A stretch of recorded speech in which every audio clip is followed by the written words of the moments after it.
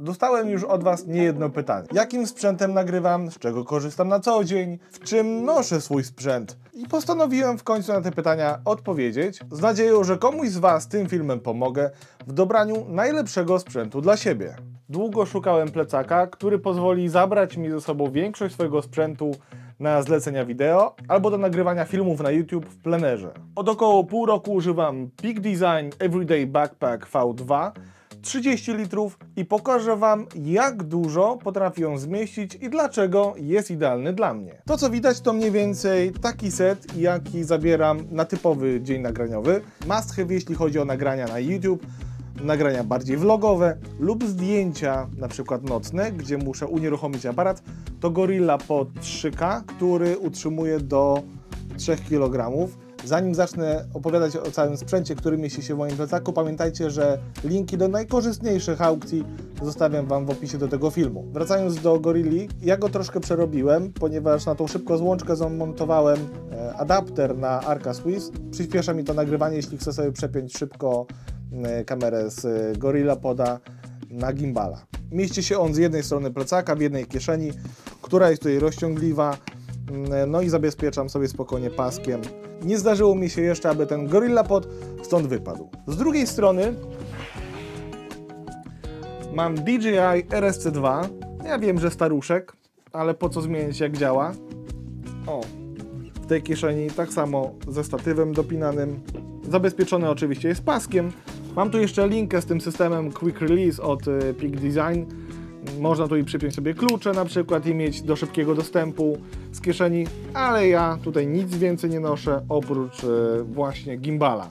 Kolejną niezbędną rzeczą do pracy w plenerze i na wyjazdach, no to jest oczywiście komputer do obróbki zdjęć bądź montażu filmów. Ja mam tutaj schowanego 14-calowego MacBooka Pro, spokojnie 14 cali tutaj wchodzi, bodajże chyba 15 może maksymalnie do tego plecaka wejść. Co jest fajne, to możemy sobie tą kieszeń dostosować na głębokość, więc jeśli dostosujemy odpowiednio do swojego modelu, to praktycznie chowając, mamy go od razu w tym miejscu do wyciągnięcia, nie wpada on na samo dno plecaka, co jest bardzo wygodne. W tej kieszeni mamy jeszcze przegródkę magnetyczną na jakieś dokumenty. Przykładowo jak drukuję sobie jakiś skrypt do nagrania filmu, to pakuję do tej kieszeni, zamykam na magnes i jest wszystko cacy. Dodatkowo dwie kieszonki Magic Mouse, w drugiej kieszonce mam dysk SSD. Ogólnie bardzo polecam ten dysk Adata. Niedrogie dyski, to jest 1 tera. Dobre ma prędkość odczytu, nie pamiętam dokładnie teraz jakie, ale wystarczające do sprawnego i bezproblemowego montażu filmów w DaVinci. No oczywiście jakieś dodatkowe małe przegródki. To są kotki, które przykleja się na mikrofon w aparacie bądź w kamerze GoPro. Ja to używam do GoPro. Zresztą nagrałem już jakiś czas temu film o tym. Też wrzucam do opisu w filmie, jeśli chcecie sobie kupić. No i teraz przechodzimy do głównej kieszeni, a tak naprawdę głównego zasobu tego plecaka, bo dostęp do tej całej strefy mamy tak naprawdę z 3 miejsc. Ten plecak nie otwiera się od tyłu, jak większość. Tutaj byśmy sobie otworzyli zamki, podnieśli do góry i mieli całość dostępną. Tutaj robimy to inaczej. Możemy sobie ten plecak nosić w takiej bądź w takiej pozycji, bądź tak. Przekręcając sobie na ten bok, możemy się dostać od tej strony do plecaka. Przekręcając sobie na ten bok, możemy dostać się do plecaka od drugiej strony, bądź możemy użyć Magic Latch, czy Magnetic Latch, jakoś tak, i możemy dostać się do kieszeni głównej od góry. Jak już wspomniałem, to jest plecak Everyday Backpack, czyli do codziennego noszenia o pojemności 30 litrów, ale tutaj, gdzie mam ten Mag Latch, czyli to autorskie, opatentowane przez Peak Design zamknięcie, widzicie jak cicho, nie ma żadnego rzepa. Zamknięte, otwarte, bez żadnego trzaskania rzepami, hałasowania rzepami, po prostu odginacie, podciągacie, otwieracie i macie dostęp do całego plecaka od góry. Jak widzicie, tutaj są takie 4 poprzeczki. Te 30 litrów można powiększyć o nawet 8 litrów, jeśli zamkniemy na ostatnie zapięcie. Otwieramy. No i co noszę? Oczywiście drona. Już pokazywałem to zresztą w filmie o tym dronie, że to już jest mój kompan, stały kompan plecaka. Kontroler do DJI Neo, aczkolwiek kontrolera rzadziej używam, po prostu latam samym dronem. No i akumulatory. Do tego mam jeszcze saszetkę. Saszetka niezbędna ze wszystkimi pierdołami. Zasad do czyszczenia obiektywu, pompka, miotełka, szmatki, no i kupę przewodów. Przewody HDMI, takie giętki. Ostatnio dorwałem w sklepie Mitoya. Pamiętajcie, że z kodem Mr. Reko macie 10% zniżki na cały asortyment w sklepie Mitoya. I to jest jedna z ich nowości. Bardzo fajny, bardzo giętki przewód HDMI do podłączenia monitora i tak dalej, i tak dalej. Mam też oczywiście mój niebieski ulubiony kolor Matterhorn. Przewody też bardzo fajne, materiałowe, na sprężynie. Przydaje mi się to do podłączania monitora, jeśli mam kamerę zamontowaną na gimbalu. Cała taka saszeta tutaj jest na stałe. Szmatka, jeśli potrzebuję na szybko, no to mam tutaj. Nigdy nie wiesz, kiedy potrzebujesz, a jak potrzebujesz, a masz tylko jedną, to jej szukasz jak durny. I jedna rzecz, o której większość osób nie wie, albo dowiaduje się, że ma w tym plecaku po bardzo długim czasie, czyli dodatkowa kieszonka. No bo jak zajrzymy sobie do plecaka, to tak wydaje się, że wszystko już tutaj jest ogarnięte. No nie. Tutaj w tym miejscu jest jeszcze jedna mała kieszonka na dokumenty, na portfel, na paszport, w której możemy schować wszystko i zamknąć na magnes. Zresztą w tym plecaku jest bardzo dużo magnesów. To jest na magnes, ta wewnętrzna kieszonka koło laptopa jest na magnes. Na magnes są też szelki. Super rozwiązanie, że nic nam się nie majta. Po pół roku używania tego plecaka uwierzcie, że to jest coś wspaniałego, kiedy ogarniacie sobie wszystko, zepniecie, przenosicie plecak i pasek wam tak nie lata. Trzyma się tutaj. Voilà! Proste rozwiązanie i jak bardzo przydatne. O, wizytówki swoje, dodatkowe paski, odkładam je na bok, za chwilę wam wyjaśnię, do czego one są. Te paski, jak już o nich powiedziałem, są do tego, aby przypiąć na przodzie plecaka dodatkowe rzeczy, jeśli idziecie w dalszą wyprawę, idziecie w góry i chcecie wziąć sprzęt, ale coś jeszcze, na przykład kocyk, no to macie kilka opcji zapięcia sprzętu na przód tego plecaka. Ja noszę ze sobą czasami, nie zawsze. To jest KFA M1 Traveler. Fajny statyw, dosyć nieduży po złożeniu i dosyć lekki, wykonany z aluminium. Ma 4 sekcje rozkładane. Co najważniejsze, ma bardzo dobrą głowicę i ogólnie to ramię z głowicą można sobie tutaj, można je sobie wyjąć i włożyć od dołu, więc można robić zdjęcia albo nagrania bardzo nisko, praktycznie nad ziemią. Ja używam tego akurat właśnie takiego setu, czyli rozkładam sobie jeszcze nogi i kamera wisi od dołu. Do nagrań tutaj zbiórka top-down. Będzie o tym statywie jeszcze film, ale właśnie, chcemy zapakować taki statyw i tutaj u dołu są takie małe pętelki. Za te pętelki zapinamy paski. Nie ma obawy o to, że będą nam majtać się paski, bo każdy pasek w tym plecaku ma taką dodatkową gumkę, która trzyma te paski i zapobiega ich majtaniu. Jeśli chcemy sobie zablokować klapę, to możemy zamocować te paski za te uszka, bądź tutaj mamy dodatkowe uszy, więc sobie montujemy, ściągamy paski i voilà, bierzemy te gumki, proszę bardzo. I statyw nam się trzyma, możemy dalej wędrować i nic nam nie wypadnie, bo trzyma się bardzo dobrze. Wracamy do tego, co może się niektórym podobać, a niektórym nie. Ja byłem przyzwyczajony do tego, że plecak otwiera się w całości, czyli właśnie tą jedną klapę otwieramy, na przykład od tyłu i mamy dostęp do całego sprzętu. Tutaj natomiast mamy te drzwi boczne. Możemy otworzyć je od góry, bądź możemy otworzyć je od dołu. Ja już mam taki nawyk, że otwieram zwykle od góry, dlatego, że jak sobie noszę ten plecak na plecach i chcę wyjąć sprzęt, przekręcam na bok, prawą ręką podtrzymuję plecak tutaj, lewą otwieram, ciach i wyjmuję sprzęt, którego teraz nie mam, bo nagrywam.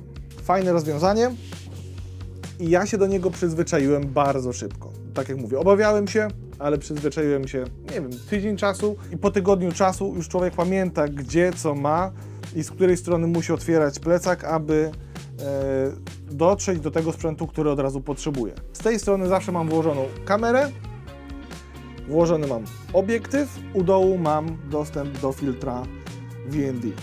Widzicie to? Tutaj mamy przegrody typu Flex Fold. Dlaczego tak? Bo każdą z tych przegród możemy sobie ustawiać jak chcemy. Możemy sobie jedną część podnieść i robimy sobie przestrzeń na dodatkowe akcesorium, które będzie i spierane do dołu i nie będzie wpadać tam w bok. Ale jeśli chcemy sobie wstawić, nie wiem, duży obiektyw, albo statyw, albo Gorilla Poda nawet, podnosimy każdą z przegródek, wstawiamy tutaj Gorilla Poda i się trzyma. Na aparat mam przegródkę rozłożoną, złożona jest tam dalej. Za chwilę przejdziemy na drugą stronę i Wam pokażę, co jeszcze więcej się kryje tutaj u mnie w plecaku. Dodatkowo w tych klapach, drzwiach mamy magnetyczną kieszonkę. O właśnie, w taki sposób się zamyka. Ja tutaj mam opaskę na nadgarstek od Peak Design, na tą szybko złączkę. Dodatkowo z tej strony, gdzie mam aparat, noszę też swój pokrowiec na karty SD, więc zawsze mam je pod ręką. Mam dostęp do tej kieszonki albo po otwarciu, albo jak sobie otworzę tutaj ten maglacz, to mam szybki dostęp, jak widzicie, do kart. No i oczywiście druga kieszonka, tutaj mam zapasowy akumulator i z tej strony to tyle. Natomiast z drugiej strony, no to pozostałość. Po prawej stronie oczywiście mikrofony Rode Wireless Pro, które teraz używam, V-Lock i to jest wspaniała rzecz. Zapasowe albo czasami mógłbym powiedzieć nawet główne zasilanie podczas dnia zdjęciowego. Uchwyt od Small Riga, którego wpinam sobie klatkę, a z tyłu montuję V-Locka od Patony, który jest the best. Pojemność tego V-Locka to 99 Wh. Podpinam sobie tutaj oczywiście monitor pod to, podpinam sobie zasilanie kamery poprzez USB i jednym V-Lockiem zasilam cały swój set. Mi taki akumulator zwykle starcza na cały dzień nagraniowy.